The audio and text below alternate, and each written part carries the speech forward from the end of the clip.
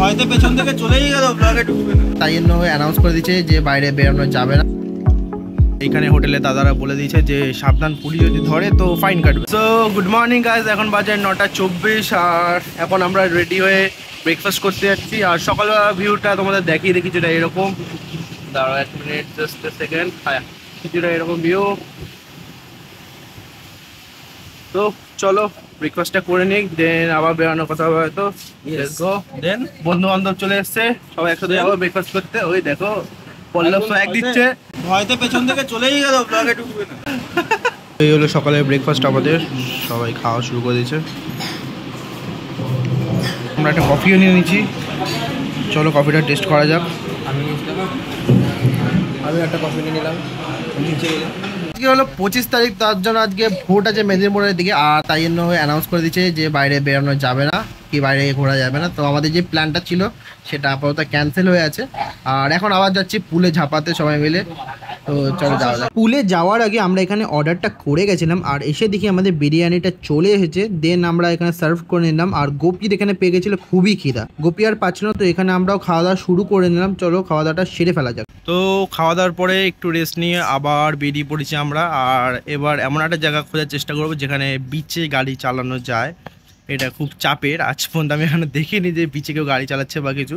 তো আমরা সেটা ট্রাই করতে যাচ্ছি, আর এখানে হোটেলে দাদারা বলে দিয়েছে যে সাবধান, পুলিশ যদি ধরে তো ফাইন কাটবে।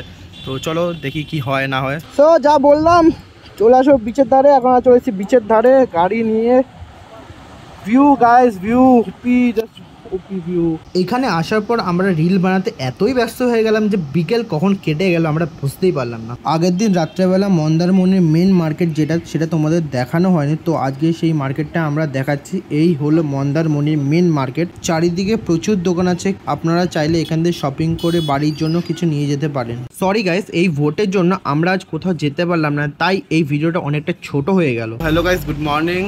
আজকে হলো গিয়ে 7:26 বেজে গেছে অলরেডি, আর বাইরে ওয়েদারটা চেক করো, খুবই খারাপ আছে। আজকে ডিসেম্বরে ঝড় হওয়ার কথা ছিল, তো সেটা শুরু হয়ে গেছে আই থিঙ্ক। আর আমরা যত তাড়াতাড়ি পারবো এখান থেকে চেক আউট করে বেরানোর চেষ্টা করছি। এখন ঝিরিঝিরি বৃষ্টিও পড়ছে, যত তাড়াতাড়ি পারবো বেরাবো এখান থেকে, দেন রাস্তায় যাওয়া হবে, দেখা যাবে। চলো। তো এখন আমরা বেরিয়ে যাচ্ছি, আর বৃষ্টি পড়ছে এখনও ঝিরিঝিরি। সবাই রেডি হয়ে গেছে, এখন খালি ব্রেকফাস্টটা করবো, দেন সবাই বেরিয়ে যাবো।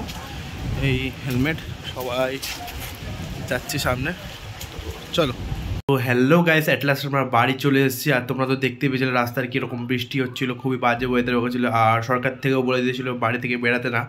সো ভিজতে ভিজতে আমরা এসেছি, আর বৃষ্টি ভাই, যখন 100-100তে গাড়ি ক্রুজ করছি তখন যা বৃষ্টিগুলো লাগছে, জাস্ট সূচের মতো ফুটছিল গায়ে।